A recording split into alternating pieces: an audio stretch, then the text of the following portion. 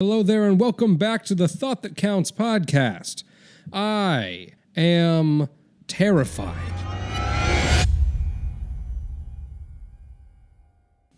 I have no idea what's about to happen on the world scale. We have some very threatening events unfolding before us, and I'm not sure what to think about it. In the case that you haven't been paying attention to the news this week because, I don't know, maybe you have a job and you don't have time to be on your phone looking at news all day, I'll just go ahead and inform you. Tensions are on the rise. They've been on the rise for a few days now with regards to Russia and Ukraine. And you might be thinking, isn't that kind of an old story, like the whole Russia impeding on Ukraine situation? Like, I thought that was done a long time ago, after the past 12 incidents that have occurred, maybe more. No, it's going back up again. We are riding that wave once more. Russia has decided to place a lot of troops near the Ukraine border, and I'll give you a little bit of context for this. So, NATO is trying to get Ukraine to join the alliance, or maybe Ukraine has shown a little bit of interest in joining NATO.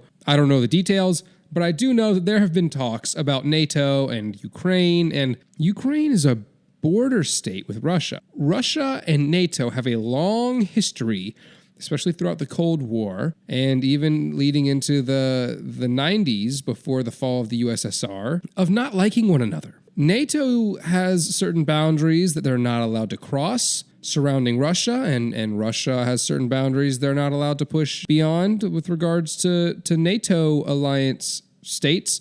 So the idea that Ukraine would be joining NATO is kind of a big deal from the Russian perspective.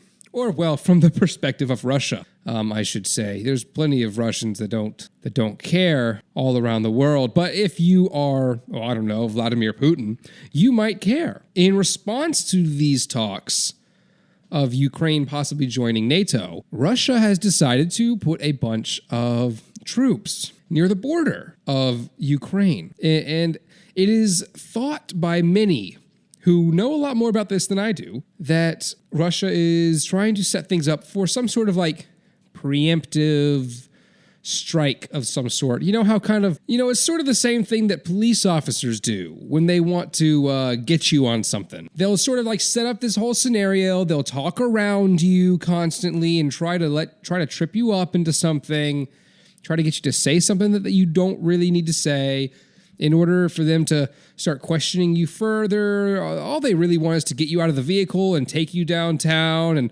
and lock you in a jail cell for the night, because that's their power trip. They have an impulsive need to dominate the people in their surroundings for no reason, without cause, and without justification. So that's what they do, and it's the same tactic that Russia uses sometimes in order to get what they want out of a situation. So it is thought that Russia may be setting up a situation where they have a reasonable belief that Ukraine might attack them or something. They're basically just putting out in the air, like, hey, we have to be on the defensive because Ukraine and NATO might come after us, and you know what I mean? And then as soon as they want to, they'll just invade Ukraine and claim that they were actually defending themselves. That is what some people think is going to happen. Today, however, Vladimir Putin has said that he is going to tell troops to pull back from the border. But you know what?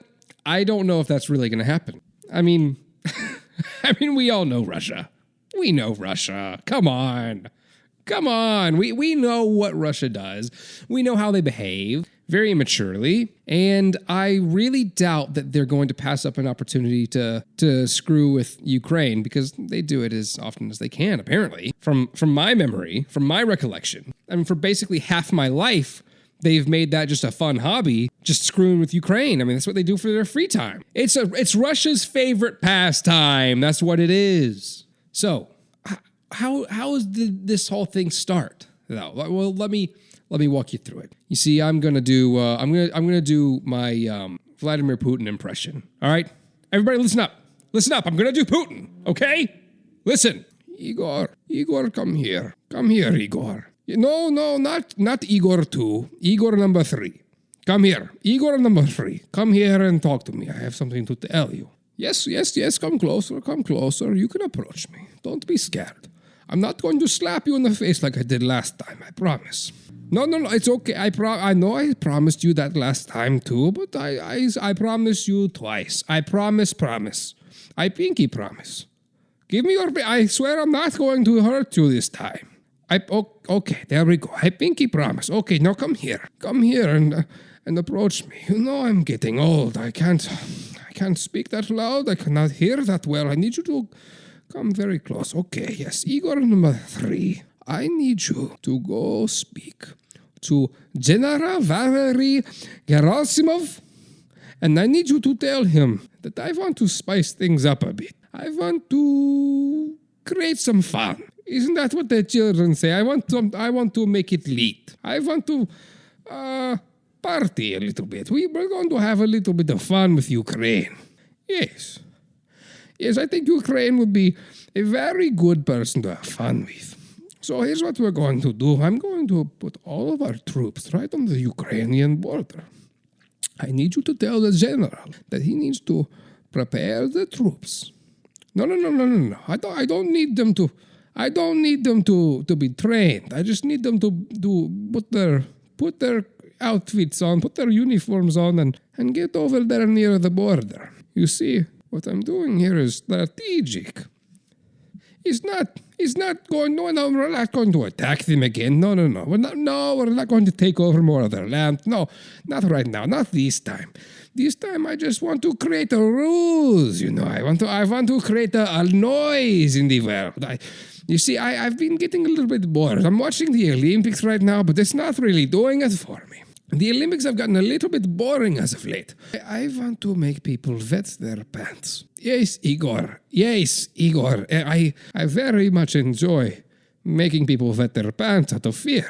It's why I attempt to slap you as often as I can, and then when I approach you very, very briskly, you flinch, and I love it.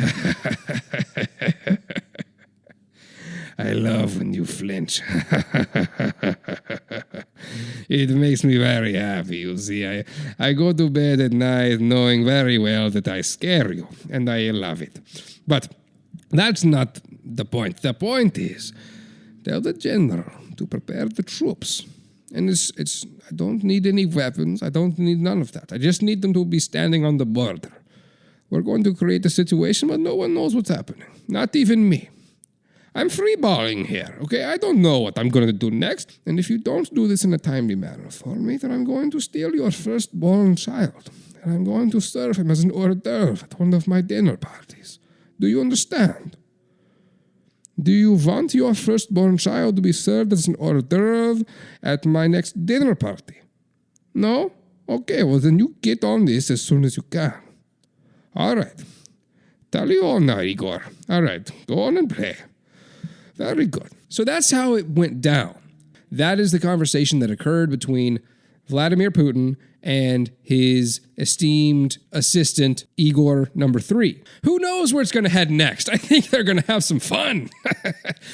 They're trying to have a good time over there. I mean, who wouldn't be trying to have a good time? I mean, it's been too boring for the past couple of years. We've been sitting around doing nothing. People are working from home, except for, people like me who have to still go work in person because I'm not, whatever. Doesn't matter. I wish I could work from home, and I can't. So they're going to have some fun. They're going to liven things up a little bit. Can you blame them? I mean, who wouldn't want to liven things up? Things are boring as hell. The most exciting thing that I do is order Chick-fil-A on DoorDash. So, what else is going on in the world? Well, I'm glad you asked. Let me tell you. Apparently, California is in its driest state of any point in time in the past 1,200 years. Yes, you heard me right. I did not make this up. There are multiple articles written about it. Scientists confirm the mega drought that has been occurring in the American West for the past 20 years has gotten to its worst point so far. We are seeing the driest conditions, the worst drought conditions of the past 1,200 years. 1,200 years. I mean, that's some biblical stuff right there. 1,200 years? The last time I heard the term 1,200 years, it was in reference to the length of time that mankind would be cursed according to the sins of our forefathers. I mean, 1,200 years? That is some dry stuff. That's some dry humor on that one. This all sort of just goes along with my hypothesis that California is one of the worst places to live on Earth. And you might be thinking, well, I mean, they've got great Hollywood Hills, they've got great weather and, whatever. Yeah, they've got great weather. It never rains. So I guess that's nice, but as we've established, that's also kind of problematic in some ways. Where do they get their food? They can't grow anything. California has a lot of issues. Los Angeles County specifically has a lot of issues. It's a really weird place. Conceptually, just go on this conceptual journey with me here for a minute. What is it like to live in a place where you not only have one of the largest homeless populations in the country, but you simultaneously have one of the highest concentrations of millionaires per capita in the entire world, in the midst of a barren desert wasteland that constantly catches on fire, and you're constantly having protests, and when there's no protests or fires burning, there's earthquakes and heat waves. I mean, no wonder people are moving from California to Texas, even though Texas is the second worst state, second only to California, of course. It's a massive step up in the right direction from coming from California. It's so hot, and the cost of living is through the roof, and California is it's so fake. I mean, everybody there has had plastic surgery, and there's nothing wrong with plastic surgery. You can go get plastic surgery if you want to, but it's just this air of surrealism all around you. I was watching a TV show, or I was witnessing a TV show play on television. I wasn't really watching it. Called Selling Sunset. And if you don't know what this show is, it is a show where real estate agents, or, well, I guess it's more like wannabe Instagram models who decided to get into real estate. That's really what it is. And just the way they talk is absurd. And I know reality television isn't exactly the same as real life in California, but I have on good word that it's very, very close to reality. And they go into a house and they'll be showing it to someone, and it's like, oh, it's so sexy. Oh, I love the counters. They're so sexy. Oh yeah, this house is really sexy. Like I get nauseous every time that I think about that show. And everyone there, they don't even know how to speak normally. They're incoherent. They use words like sexy all day long. It's just a sign of the times, it's just the fall of the American empire. It really is. I can't think of a better example to show the fact that we are falling down. We're falling to the floor. And California is going to be the first to go. We have to make them the first to go. I mean, if they don't naturally go first, I'll make sure it happens myself. I hate that place. And I hate those people. Another state that's really bad to live in is Florida. Now, yeah, they've got some cool, vacation spots and all that. But like, I've been to Florida a few times. I've driven through Florida. I've been to different towns and cities. It is the most unusual and confusing place I have ever been. One thing that actually just happened in Florida is something that was very racy, to say the least. It was a form of anti-Semitism in Sarasota, Florida, in a few different neighborhoods. Residents found some items strewn about the neighborhood at the end of their driveways and such. Bags of rice containing anti-Semitic messages on pieces of paper were found all over the neighborhood. I think there was at least 100 of these things, about 100 of them across, one or two neighborhoods. And what it says, what is inscribed on the pieces of paper, says basically that the COVID-19 pandemic was the fault of the Jewish community. Let's just pause there. Apparently, someone thinks that the Jews were the cause of the COVID-19 pandemic. I want to go ahead and get out in front of this and say that I think that's false. But it does bring up a good question. How would they have been at fault for the pandemic? Hypothetically, how would one explain this? Okay, so it says on the flyer was titled, every quote, and I'm quoting here, I'm not saying this is a quote, every single aspect of COVID agenda is Jewish. Other flyers that were distributed in the Sarasota neighborhood said things like, let's go Brandon. If you haven't heard of it, that's just another way of saying F Joe Biden. And another flyer read, this one's my favorite, quote, anti-Semitism is a human right, end quote. I'm not really even sure what to say at this point. It's a really funny argument. It's a really funny thing. Isn't that funny? Isn't it just funny? The idea that anti-Semitism is a human right? Wow, that's interesting. I mean, I guess I get it. Like, you have the right to don't like people. But when you say it's a human right, that just brings it to a different level. You know, I'm going to have to go ahead and say that I don't think I agree with that one. I know we haven't really had a full debate here. You know, I haven't given the other side of this conversation a chance to defend themselves or to, voice their opinions and articulate themselves properly. But, against the laws of proper debate, I may have to go ahead and conclude that I don't agree with them. So, I know there's lots of great debaters out there who are saddened to hear me conclude my own opinions before I've given the other side a chance to argue things. But I'm going to have to go ahead and just, I don't think they're right. I can't say for sure, but it doesn't immediately sound like the truth.